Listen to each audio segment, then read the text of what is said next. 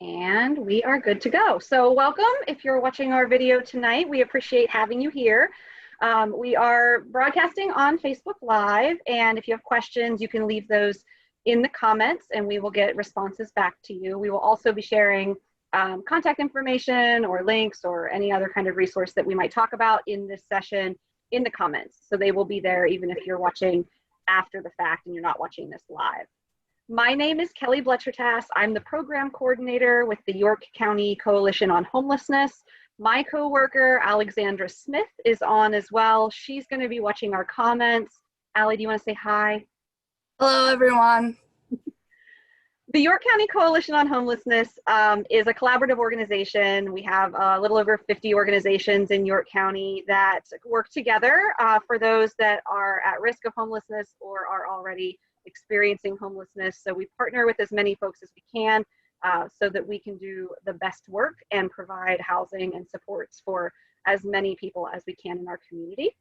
So we've brought a few of those resources together tonight to talk a little bit about what it's like for a landlord to be working with a long-term subsidy program. So that might be, it just doesn't have an end cap. So typically the tenant pays a portion of their rent and then a portion of the rent comes from another organization directly to the landlord. So we're going to be talking about that type of housing subsidy tonight. We also have a few folks here to talk about landlord resources and opportunities in the community that they can use for better tenant relationships or just for their own professional landlord or property management experience.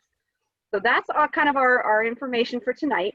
We, on our flyer, did have Amy Hampson joining us from the York Adams HealthChoices Management Unit, but unfortunately she had a family engagement tonight and was unable to join us.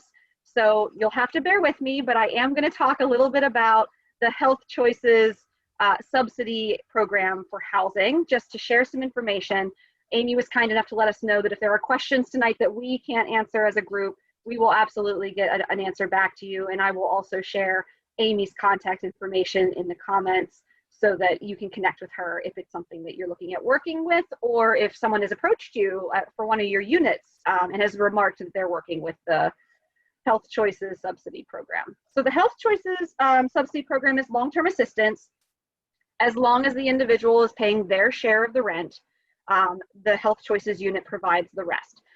Traditionally or typically, the tenant provides 30% of their income towards their rent, and then the rest of their rent is covered by the program. They do have to abide by fair market rent limits for the size of the unit and the location, but they work within those confines just fine. The HealthChoices portion of the payment does come directly to the landlord, and then typically the tenant is responsible for providing their portion of the payment directly to the landlord.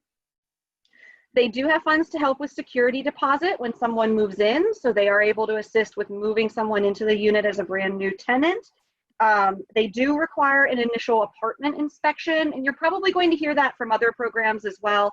There is typically a preliminary inspection process just to make sure that the unit is safe. We want to make sure we're moving people into safe housing, so that's really all it is. It's not intended to be a criticism or a critique of a unit in the community at all. Sometimes there are things that need fixed, but sometimes they're very minor. So don't let the inspection portion of long-term subsidy scare you away. I'm sure Regina from the Housing Authority is going to say something similar when we get to her.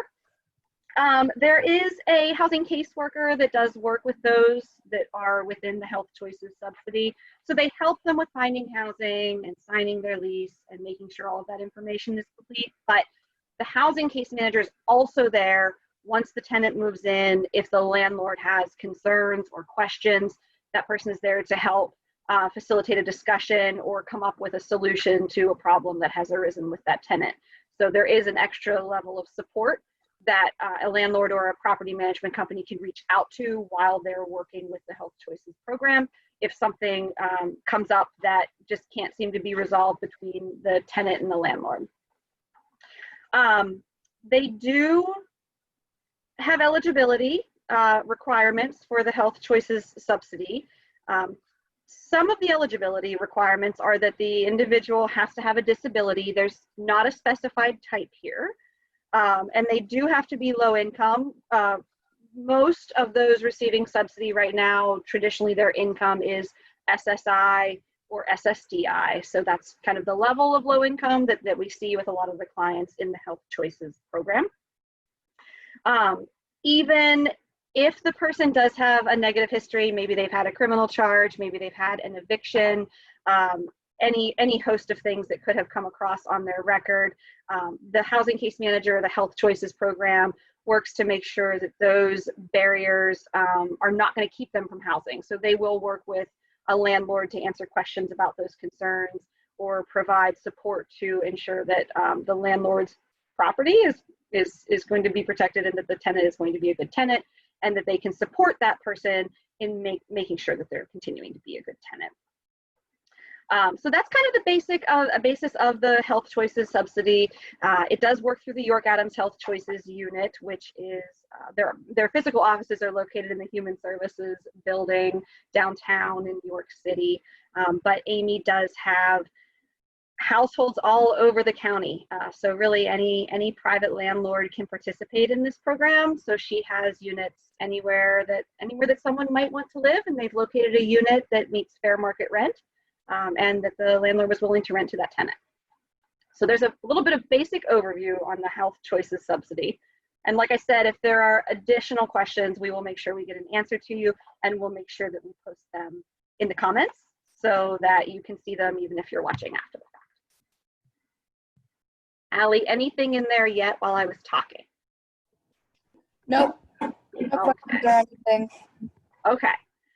All right, so I'm going to stop talking and I'm going to let Regina Mitchell speak. She is with the York Housing Authority, and I'm going to pull up a few slides so you guys don't have to just watch us talk, right?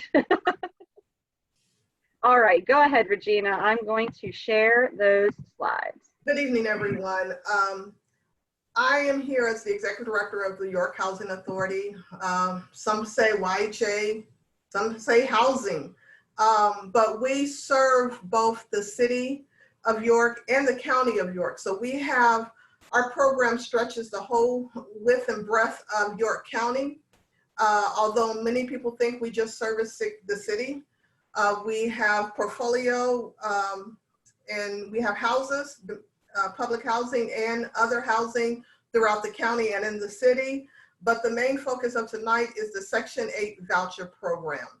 And I'm going to give you just a brief overview of where this program is, where it came from, and where it is right now in York. Next slide. The Section 8 program came out of the 1937 Housing Act that focused on public housing. And then from 1937 to the 70s, they figured that there was enough stock of public housing or units in the United States. So they figured out that we could expand and serve more people if we offered a voucher. In the 1970s and 80s and in the 90s, when I started my career, it was actually a little voucher that came up that you had that you could present with your landlord. Times have changed. It's not a voucher, but the voucher programs, it still exists the same, similar to what it was in the 70s. Next slide. Right. There are different types of vouchers. It's not just a voucher. Most people think it's just a tenant-based voucher, but there are many kinds of different vouchers, and it was created to be that two forms of voucher or subsidy. We have the project-based voucher with 20-year contracts, and that contract says that the subsidy or the amount we pay to the landlord stays with that particular unit or apartment or house. So it doesn't move with the person, it moves with it stays with the unit, as we call it. And under that project-based voucher program, we have what we call mod rehab, where we work with local investors and landlords to do modernization under the voucher program. In exchange for the assistance, we actually have this program that we administer a project-based voucher program out of. We have project-based voucher program vouchers at the Dutch Kitchen, the YMCA to help with the homeless and hard-to-place residents of our community. We work with those two entities a lot for their single-room occupancies, SROs, and it has proven to be a very successful program here in York. And a lot of the areas of the country, they struggle with this program with single room occupancy. But York and the Housing Authority's partners with York Housing Group and the YMCA have been very successful with our single room occupancy programs. Then we go to the tenant-based programs. Tenant-based program says that that voucher actually goes with the person. In the virtue of that, we have the Housing Choice Voucher Program. Most people think that is Section 8. It is not considered Section 8. It is considered the Housing Choice Voucher. It goes with the person, and the eligibility is similar. They have to be eligible. They have to become income eligible. They have to make sure that they do not owe any existing debt to other housing authorities or other housing entities that receive public funds. So that whole process of getting eligible and getting a voucher can be a long process, but it's worth it because you get a voucher that you can take to any place in the United States, including Alaska, Puerto Rico, Hawaii, and Guam. So it spans the whole breadth of the United States. Then you have the Veterans Affairs Supportive Housing Voucher. We call it the VASH voucher, and that's what most people actually call it. This was designed to support what it says, veterans, with supportive services through the VA. We supply the voucher, and the veteran through the VA gets supportive housing. We get to help the community veterans find housing and subsidize their housing need through this special program. It is a good program. We have been very successful working with our local VA partners. We are not trying to brag, but we're one of the success stories throughout the country with the relationship that we have with the local VA, being able to partner, get people who are in need of housing that is housed at the VA into housing in an area which they want to live in and can live successfully in. So that has been a very successful program. In fact, we probably have upward to 30 vouchers right now from the VA in this program. We will now probably get another 20 to 25 in the coming months to add to that voucher stock to assist the local veterans. The other program that we will be hearing more about is mainstream vouchers. We initially got 60, now we have 70 vouchers. This is a special program that will assist people who are under the age of 62, who are in institutional like nursing homes, long-term care, some of the continuum of care programs. This will allow them to find housing outside of a healthcare institution or any other kind of institution that is working with a case management system. We just got those vouchers last year. Yeah, it was last year, and due to COVID, we've pushed back the launch date, but you will be hearing more about this program in the community. And to our landlords, we're asking that you support this program and support the residents who will be seeking housing using the mainstream voucher program. And the family unification vouchers, we use those to help families who may have been in crises and for whatever reason, and I, without being judgmental, that they need help to be brought back together. And these vouchers actually assist in bringing families back together and stabilizing them in a home, and then also giving them some case management to help them to live successfully. And the other special vouchers, we work with the community to help to prevent homelessness. We work with other agencies with special vouchers with special circumstances that are HUD approved. in all of these vouchers, we want to house people. That is the primary goal.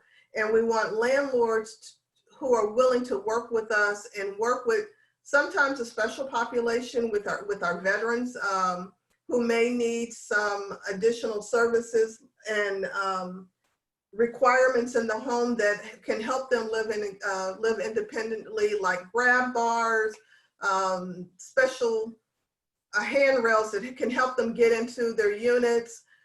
So we're willing to help you if we know that you're willing to help some of our residents. With the Housing Choice Voucher program, our residents are often working families. Most people don't realize that most of our families are working families. They are willing to help and they want to live independently. They don't want really the subsidy, but to really get into a quality house and a safe house, they need a voucher to help them and need that subsidy to help them live in a quality house, in a safe house. Next slide. And these are some rough estimates for nationwide. We have about 2.1 million tenant-based vouchers authorized by Congress. We have about 900. These numbers may fluctuate because they are based upon budgetary authority. So right now we could say we have 2.1 million, but the budgetary authority may be a little bit less than 2 million. So we work with this, and all of us across the nation, we work with the same guidelines that is brought back by HUD through Congress, statutory requirements of the program. And we try to consistently administer the program as it is required by these regulations and policies that I won't go into, but it is a lot of them and it seems daunting, but for whatever reason, we in the United States have been very successful with a tenant-based voucher that helps us lease and keep people housed by working with private landlords.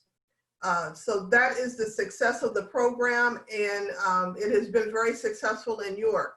The states with the highest number of units under Section 8, of course, New York State, primarily in New York, the city of New York. California, again, has throughout the state has a lot of vouchers, and it's primarily due to the high cost of living in California that they have a lot of vouchers out there. York and locally, we administer approximately 1,500 vouchers. We put what we call put out on the street, or we pay landlords per month almost $750,000 per month to the landlord, our local landlords and housing partners. That is no small change on a monthly basis. And most people don't realize that we subsidize that much rent in the local area on a monthly basis. We have not missed a payment, even when the government was shut down, or we didn't know when the subsidy, when Congress didn't pass budgets. HUD has always, and the Housing Authority has always made sure that we have sufficient reserves to pay our landlords and pay them on time. Next slide. Who does the program who does the tenant-based serve? Majority of the participants within the program serves families with children, and that's a given. But a lot of people don't realize that we serve elderly households and we serve persons with disabilities. The majority of our participants don't necessarily live in the city as most people would think. Majority of our city participants also live out in the county and the boroughs, and that's the beauty of the project, of the tenant-based voucher program. You don't know if your neighbor is receiving subsidy or not. They're family, they come in, they pay their rent, they may be receiving subsidy, but you don't know it. And that's why the voucher program has been such a success, because it gives people and families an opportunity to choose where they want to live and not be relegated to going to a public housing portfolio, which on the public housing side, there's nothing wrong with our portfolio. But we do like the fact that we are able to give our families and households opportunity to choose where they want to live at. Next slide.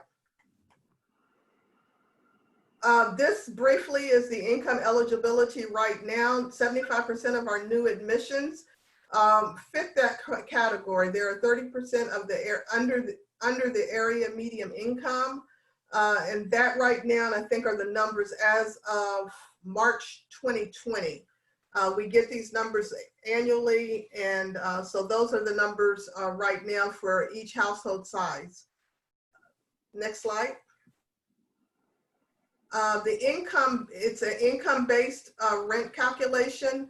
Rent is calculated 30% of the adjusted. The adjusted, we take into account child care, some medical expenses if you're elderly or disabled, and other expenses that will make that an adjustable income. Then the Housing Authority will establish a utility allowance, and we subtract that from the monthly rent. And then you get what we call the tenant paid portion of the rent. And once we get that rent, based upon the income, that's how we determine how much the landlord is being paid through this rental subsidy at YHA, and then how much is responsible for the tenant's rent. So in this instance, the tenant rent would be $170, which is really low, but that's how we use that calculation to determine at fair market rents how much is paid by HUD and actually how much is paid by the landlord. Next slide. And the final slide is the partnership, and this is a landlord conversation. And on top of this triangle is the property owner. YHA is in the corner, and then you have the tenant in the other corner. The one thing that I really want to highlight with this is that the property owner has two contracts. The property owner has a contract with the Housing Authority that says that we will abide by our rules, and we will pay the landlord what is owed to him or her, or to the landlord in a timely manner, and that is all brought out into the what we call the landlord agreement. That contract is with the Housing Authority. The property owner also has a contract or a lease with the tenant, and that contract is with the tenant. And I stress that, and I'm sure our legal side person on the call will address that.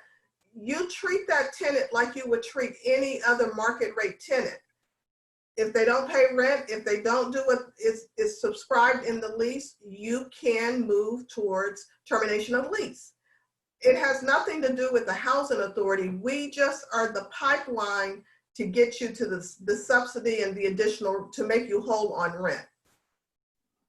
So the other things that I really wanted to stress with the landlord portion of that, or the property owner, is the passing of the inspection. Kelly mentioned that earlier. We call it the HQS inspection, Housing Quality Standards Inspection. And it's something that you should not be fearful of. It is a housing quality inspection. It is an inspection that looks at health and safety of a unit. We make sure that the unit is safe with the outlets. We look at peeling paint. We make sure the floors are sound. There's a whole list of things that we look at. But one thing about it, if you don't pass the first time, you have other opportunities to pass the unit. Once the person moves in, we go into a biannual inspection. That means that every 2 years, that unit will be inspected by those same standards, the HQS standards. Unless the tenant actually complains about something, and the tenant can then call the Housing Authority and say, I need a special inspection. My sink has been leaking under the sink for 5 months. Now I have a hole in the floor under my sink. Then we would come out and look at it. But normally it's a biannual inspection. We don't we're not like other housing authorities and we go into a unit annually. We only do it every 2 years unless deemed by the resident or some other condition. The other thing that I want to highlight for the landlords, one of the things here in York that as landlords on the housing authority side, as public housing, and what I hear from my other landlord colleagues is the number of the peeling paint issue, or what we call lead-based paint in the York area. York being a historic town, we have old properties.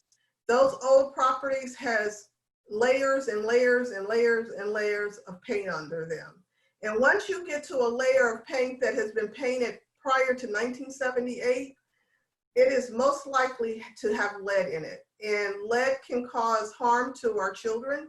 It delays their learning. If they actually digest it before the age of 6, some are now saying early as 3 or 4, it can cause delayed learning. So it's important that when you ready your units for the HQS inspections and for new residents or current residents, make sure there's no peeling paint.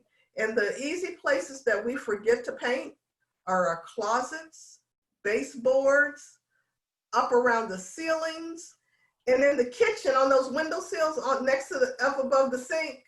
You got to paint them. I'm sorry. We are around here kind of laughing because we know that people really try their best to make sure their units are safe, but they're easy misses. And peeling paint sometimes is an easy miss. And it's also on the exterior. So if you got banisters, paint the banisters. If you have window sills that a child could reach up and pick that paint up off of, please paint it. So those are the kind of things that we look at in the HQS inspection. The final thing is that we need, as a landlord, you can do a background check on the participant. You can do a criminal check. And if they don't meet your criteria, you can deny that person. We're not saying that because they have a voucher that you have to take them. We're saying that you have to have a criteria in which you actually lease to people and that you use for everyone. And I say that very sternly, that you have to use the same criteria for everyone that you lease to, because you could end up with some what we call fair housing issues that Mr. Blake can address later. But I encourage my landlords, and when I talk to them and they call me and we have these conversations, I always tell them to always use that same criteria, because I don't want any of our landlords in New York being known for fair housing violations. And it can become a sticky issue, and it can cause a shadow on your property management team and your portfolio. If you have any questions, I'm available. I return phone calls. I try to return phone calls within 48 hours, but I am available. My staff is available. The YHA staff, they're there. They're willing to answer any questions. And at this point, I really want to say kudos to the YHA staff. Most people don't realize that when everything was shut down in York during the COVID, we were actually at our offices. We were working. We were making sure people were housed. We were making sure that our public housing units were safe. We were on staggered schedules, condensed schedules, but we never missed a day to open to the public and to serve in some capacity to the public. We are here to serve. We are a service-oriented agency. We are a landlord too, but I always remind the YHA staff and myself sometimes that we are here to serve. When I look out my window and I see the elderly enjoying the porch at Broad Park, that's a reminder to the reason why we do what we do and why we need quality housing in York. So those are, if you have any questions, feel free to ask me now or later, but I'm available. Thank you.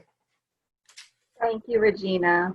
And I just wanted to point out, Regina did mention the mainstream voucher program that is new for us in York, but that we are, getting up and running. So if you did sit in and watch last week's short-term rent help video, or if you're going back now and you're going to go reference the short-term rent help video, quite a few of the programs that we talked to on that session are eligible for that mainstream voucher. It allows us to take short or time-limited rental assistance and really get someone into a unit, make sure that their security deposit's paid, help them with their rent, but then recognizing that there are some people that enter those programs that do need a longer amount of support than what that short time-limited assistance can provide. And at that point, our housing case managers in those programs have an opportunity to work with the client, to register them and to do applications for the mainstream voucher program at the housing authority. So if you do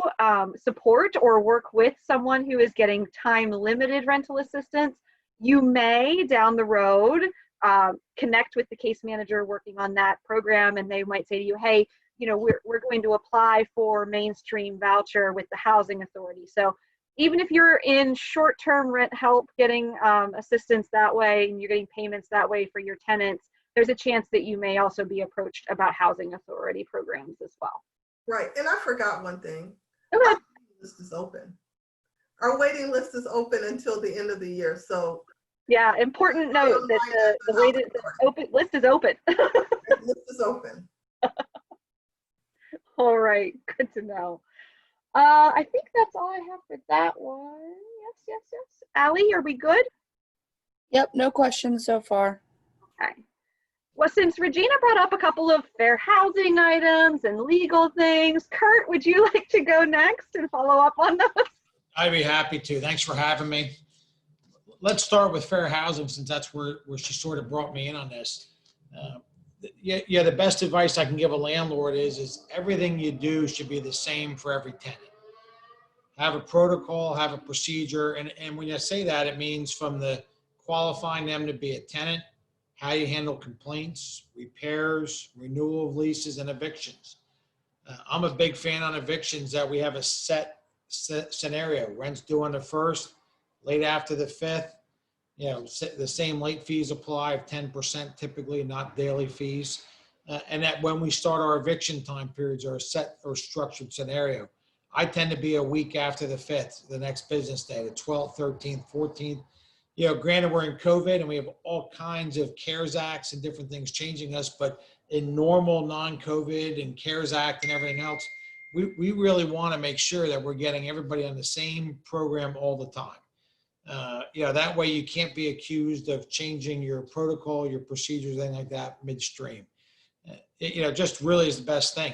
If someone is a landlord is accused of discrimination, it means their tenant filed a grievance, you're going to get a request typically to provide a certain time period of all leases, all applications, you know, backgrounds, familial status, protected class status, and getting into whether or not they think that there's almost a pattern or a disparate impact as far as what we're looking at. So if someone has a protocol spelled out about here's how I'm accepting someone, these are the criteria I look at. I get a lot of questions about criminal background, and there is some things happening out there that are building in that area. But you know, there are a lot of landlords, because of different aspects of safety of other tenants and things, will have a certain protocol. Make sure it's not when the person walks in the door that is a landlord, they say, hey, now I think I want to start checking, because that's going to be a discriminatory thing. And I hear that from time to time from landlords. Have it in play. If you implement it, have a memorandum that you can say that here's a date I'm doing it, not just when someone walks in the door. So just a quick thing on fair housing to make sure, because it is it's an expensive potential for a landlord if they get caught up in that. Let's talk about some of the good things of the housing projects and the vouchers and everything else. I have a lot of landlords that they love that they're getting direct deposit on a schedule, money in the bank. All right, that's one of the biggest selling points. If a landlord asks me, what do you think?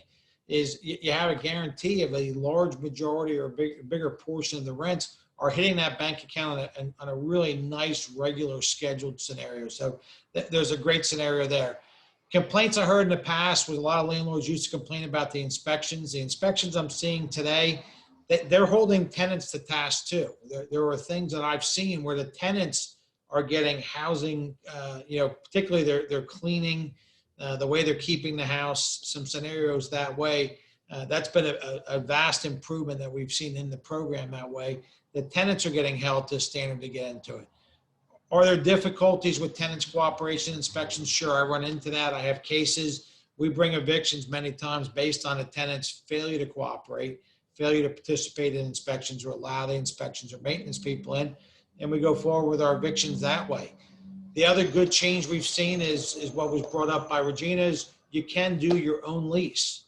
For years, we had a scenario where we were having landlords that we had to use the different housing scenario leases. We couldn't use our own. Landlords had 5 different leases they were looking at sometimes.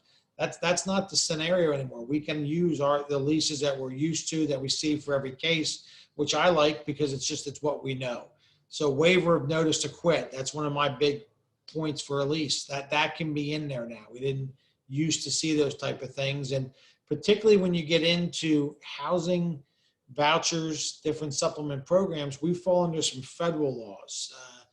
You're going to get into some of the codified, regulations there that we may get into some really specific notification requirements if you're not getting them waived, of who we have to give notice, how we have to give notice, a time period, things of certain scenarios that have to occur. So, having a good lease that you've used is really a great starting point that I like to see. CARES Act right now, if you're a landlord with federally subsidized housing, we have a whole list. If you want to bring an eviction, the law is very clear now. We have to complete a CARES compliance affidavit. And it has a whole listing of all the different programs or supplements as a landlord. So the landlord needs to know right now, if you have a Section 8 tenant that's in violation of things, there's some restrictions. You may not be able to do everything you want to right now. Once some time periods kick that look to be in the very near future, if they're not extended. President Trump did sign an order about a week ago, gave some federal agencies some oversight to come and look at this, make some advice and give us some guidance or regulations. So we may very well see that change. But for now, there's a CARES Act compliance affidavit you'll have to complete, notice requirements you'll have to give under that law that's very specific to COVID. But otherwise, everything else is continuing on the same scenario. Those are the main things I see. I have a few landlords that have been upset that with the inspections, they're supposed to do different repairs, but I'm not so sure I always see the merit in some of those complaints. Some of them are just being held to a little bit different schedule, and the option is they can say yes or they can say no when they look at the program. Regina, if you can go live, I have one question for you that we used to run into, and I don't know the answer. I've had a lot of landlords tell me over the years that if the house next door has very bad exterior chipped and peeling paint, that can be a disqualification on vouchers. Is there any concern that way that you're aware of, that the neighboring properties, particularly with row homes, if they're in poor condition, could be a disqualifying factor for a property? No, not right now, because we realize that the landlord is only responsible for their property. Okay, great. Because that was one of the biggest complaints for years I had heard. I knew there was progress coming there. So. Right, and if they have any questions, we are now working with a property management, inspection management group that do professional inspections throughout Maryland and in Pennsylvania.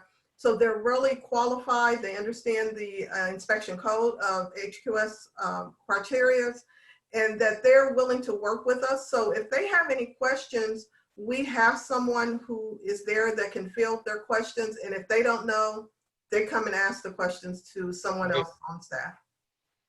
Great. All right. Thank you. Kelly, I think that kind of covered where I am. My hope is maybe we'll get some questions from the audience, and I'll be happy to chime back in. No, I think that was great. I'm glad that you brought up really positive aspects of long-term subsidy, because there are definitely positive aspects. Oh, there are. For years, I was on the York County Planning Commission Loan Committee as their solicitor, and we took on a lot of these projects, and we did tax credit projects and different ones. And One, you got some really amazing housing opportunities that came out. We did the one in West York by the fairgrounds. That it was almost 80 something units in a mixed use scenario with commercial and mixed residentials, and really gave some great opportunities for the tenant base too, to get some good, really strong housing opportunities. Absolutely. And I know, Regina can tell you the positives of working with her program, but I think it does add a little something when someone outside of the housing authority has positive things to say too. Exactly, and thank you. Regina, don't tell Dave I said anything nice about him now. So I will not tell David that. All right, thank you both. Thank you both. Okay, so let's switch gears maybe a little bit and talk more about landlord resources, things that are out there to help landlords and their tenants together. So let's see. Sami, do you want to go first? Then Brittany can wrap us up. So Kelly, thanks for inviting me today. My name is Sami Vollrath, and I am with the Self-Determination Housing of Pennsylvania. We are a statewide agency that really, our main mission is to promote self-determination and choice in housing for individuals with disabilities and older adults in Pennsylvania. And how we work to accomplish our mission is really to work at a macro level, so really working with communities and different organizations who may serve, that target population of older adults and individuals with disabilities, so that way that they have the tools and resources that they need in order to have successful, housing opportunities, and that they can maintain their housing once they are in it. So we offer a lot of trainings. We provide technical assistance to not only social service agencies, but also to landlords. So we are constantly looking to make landlord connections. We are really here to we want to help you. We want to make sure that, there are resources and information out there in the ways that, are going to get to you, and the ways that you really want to have that information presented to you. So if you have feedback or ideas or suggestions on what may be missing from your expertise as a landlord or property owner, we're always looking for that buy-in from landlords. But one of our main things that we offer to communities and organizations is what we call our Prepared Renters Education Program, or as we lovingly call it, PrEP. And what this is really a soup to nuts curriculum that walks through the rental transaction. And what's interesting to think about is, if I were to go purchase a home, I'm able to rely on the knowledge and experience of past family members, or some of the really wonderful first-time homebuyer classes that are offered in a lot of counties. So, with renting, that hasn't always been there. And so a lot of people have really just had to figure it out as they've gone along in the process. And sometimes that can create challenges and barriers for individuals and families, which then could potentially limit their opportunities in the future. So what PrEP does is really help people be empowered and take accountability for what's expected of them as renters. And that includes gathering up all of the information that would be collected either by the housing authority or property management companies or private landlords. So that way that they're coming to the application process or apartment showing ready to go, and that they've put thought into this. They have all of their contact information ready to go, so that way they can fill out an application on the spot. The curriculum also goes through how to understand a lease, so that's a legally binding contract, and sometimes that's missed in a tenant's understanding of what renting really is, which is you are legally bound to rent this property from the landlord. And so making sure that they understand what is included in the lease, what their obligations are, what they should expect of the landlord as well. And then also the curriculum moves into, how to be a good neighbor, how to communicate effectively with your landlord, whether that be that they're communicating with you about repairs that are needed in the unit, or perhaps, especially during COVID times, maybe they've seen a reduction in income, how to come to you, before it really snowballs into a greater issue that's, likely to lead in eviction or just an unfavorable outcome. So this curriculum is really designed to help empower tenants to really understand kind of the breadth of the rental transaction. And we hope that you as landlords will be able to see that participation. If somebody comes to you with a prep certificate, or I know Lancaster has adopted this curriculum and use it in their rental advantage course or RAC. So if they come with this certificate that, is basically saying that they have, gone through this program, really understand what they're accountable for and their expectations, that perhaps that would be of value to you as the landlord. It may help them account for any previous barriers that they have, maybe with housing, criminal, or credit histories. But now that they know, moving forward, what is expected of them, you may be able to use that in your determination of whether or not they would be a good tenant.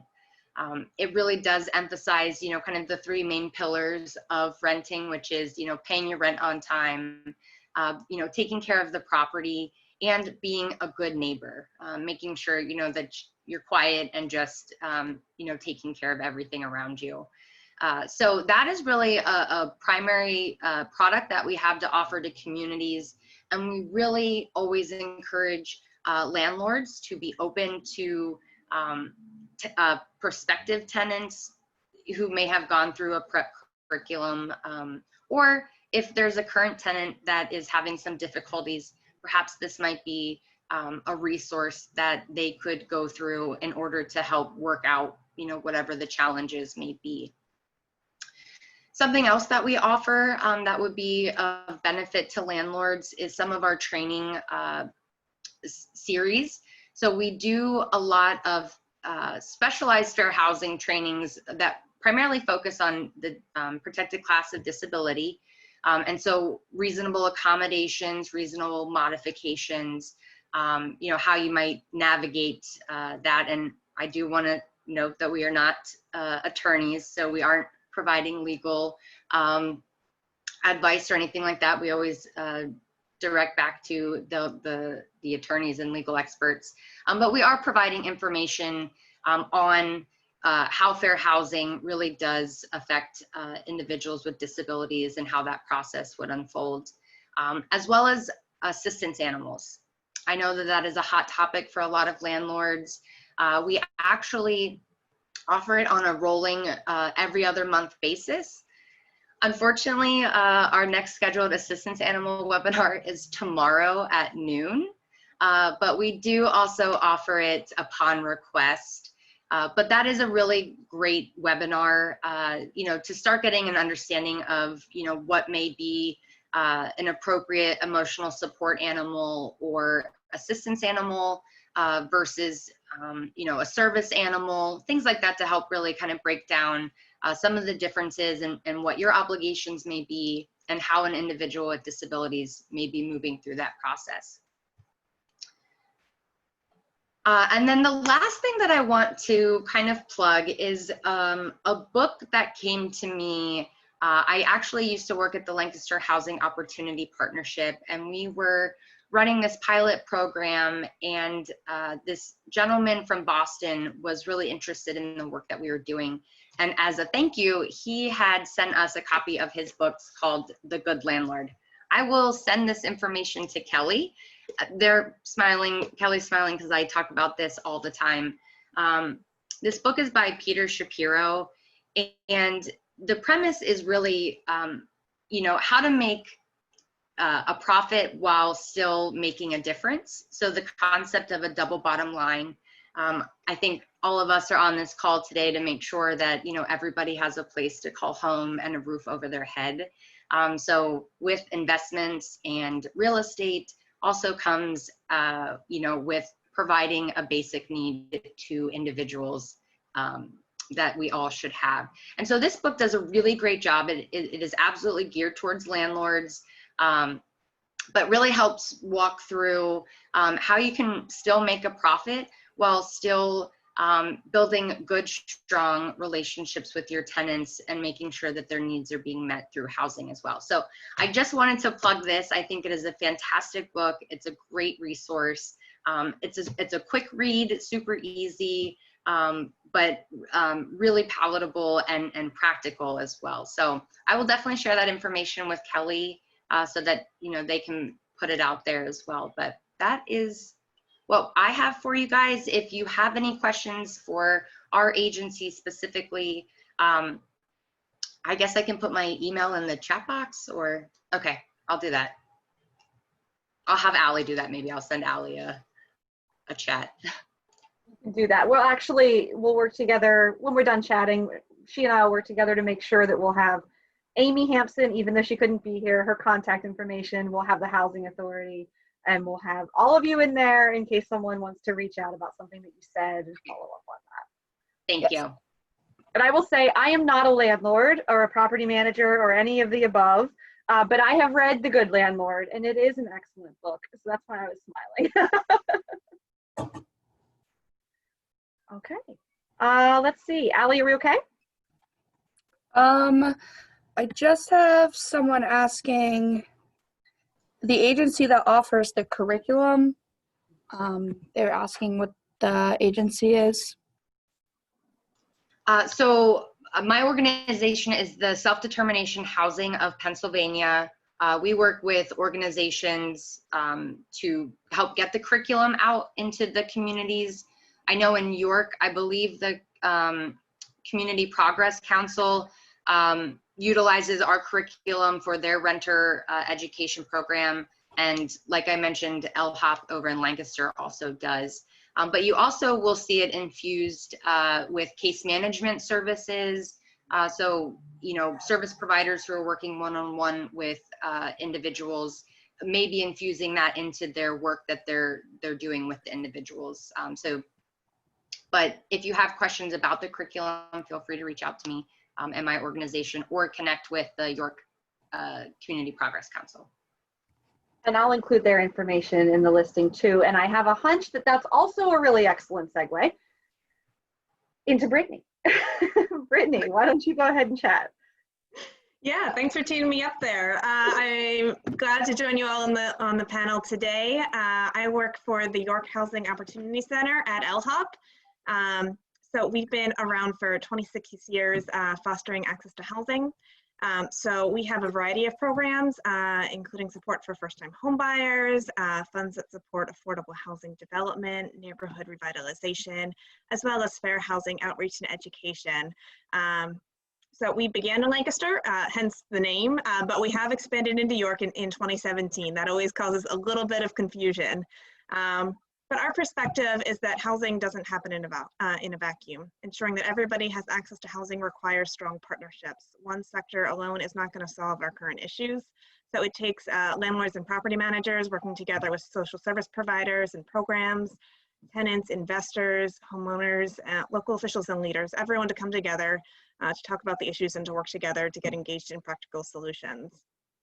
So as Sami mentioned, we do offer the Rental Advantage course. Unfortunately, that program is just in Lancaster right now, so we don't have that offered in York, but we are offering it virtually right now. So we certainly won't turn anyone away that wants to join in on Zoom. Our next class is coming up in September, and that you can register on our events page on our website at www.lhop.org. But our programs specifically for York support both homeownership as well as rental housing.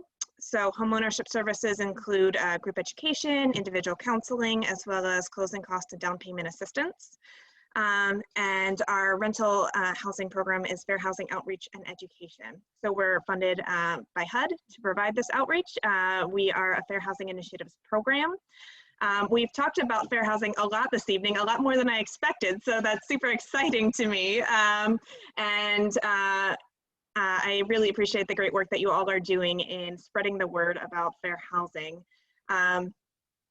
We get that fair housing gets a really bad rap sometimes. It's associated with compliance and violations, enforcement, and all kinds of things that most landlords want nothing to do with. So our goal is to help you through all the fine print and to help you stay focused on what you're trying to do. Get stable tenants into your housing and provide quality housing, which ensures that your income is stable as well. A lot of folks make the assumption that we are just in this work to assist tenants, but we seek to support both sides of the relationship. So we do this in a number of ways.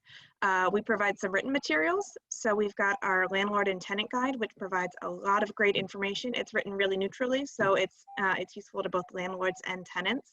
And that's available virtually on our website, or we can certainly mail copies or drop some off at anyone's offices if they'd like.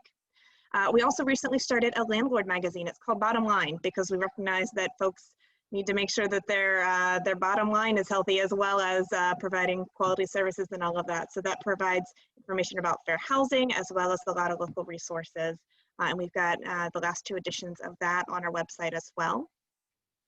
We provide one-on-one consultations, providing technical assistance, guidance when we can, referral when it's a question for the legal minds in the area, and we would certainly provide referrals since we are not attorneys. But we also offer informal housing resolutions or mediations when there are just issues that a one-on-one conversation isn't making any traction. So I just did one this afternoon working with a landlord and a tenant. They're having an issue over an assistance animal. We were able to get everyone on the phone, talk through the issue, and come to an agreement that both sides were happy with. Set up a written agreement, and we'll check back in a couple of weeks and make sure that everything's going well. So our goal with that is to be a neutral party and to help everyone understand their rights and responsibilities and figure out where there can be a compromise. We also offer some workshops, some on fair housing topics, so probably pretty similar to the ones that Sami offers at SCHP. So, you know, screening individuals with criminal backgrounds, assistance animals, working with tenants with limited English proficiency, but we also cover some landlord-tenant topics as well. I will give a shameless plug for our one workshop that's happening tomorrow evening at 7 o'clock. That'll be on Zoom as well as Facebook Live. And we'll be talking about fostering good landlord-tenant communication, how to build that strong relationship. And I hope to see you there if you're interested. The last resource I wanted to mention is our rental housing search engine. So this is a free place that you can list your units. It's quick and easy to use. We get calls into our office from tenants all the time that are seeking housing. So it's something that's checked really often, and it's pretty user-friendly. So I'd really encourage you to check it out. As I mentioned, there's a lot to keep up on as a landlord. There, you've got federal, state, and local regulations, and this is especially true during COVID and the eviction moratoriums. So if you have a question, just please reach out to our office, let us know. We're happy to answer your question or point you in the direction of someone that can. And I will put my information in the chat, or Ali will, and I hope to hear from you. Thanks so much. Thank you so much, Brittany. And completely on the shameless plug, don't hesitate to shameless plug. When we're done here, we advertised your session tomorrow on the Coalition's webpage, but when we're done here, I'm going to take it off of your housing opportunity site and link it into the comments. So if someone is watching, they can join in tomorrow. Sami, I was actually going to suggest the same thing for you. If there's still room in your session at noon, there's no harm in putting a link in there and letting people hop on. All right, Ali, do we have any additional questions from chat? No, we do not. Quiet tonight. That's okay. This was a lot of good information. I have seen since our session last Wednesday, I've seen people coming through and watching it and asking additional questions. So we've been answering questions as they come in as comments on Facebook. So if you watch this after the fact and you do have questions, don't hesitate. You can message the Coalition. You can also put them in the comment section. We will get back to you. We will reach out if we don't know the answer and get you an answer. So don't hesitate to use that as a first step if you're looking for some guidance on where to go to either engage with one of these housing programs or get an answer to a question or look for a resource for yourself or for your tenant. All right, thank you to everyone. I appreciate you all being here tonight. Thank you so much. And stay tuned. We'll see what other good landlord resource sessions we can put together. If you are a landlord or a property management company and you know you're looking for something, obviously we have Sami's organization, we have Brittany's organization offering some things, but if there is a gap, please let us know so that we can look for a resource to fill that. Okay? Thanks, Kelly. Thank you for putting this together. No problem. Thank you so much, everyone. Thanks, everybody. Thanks. Yeah. Bye-bye.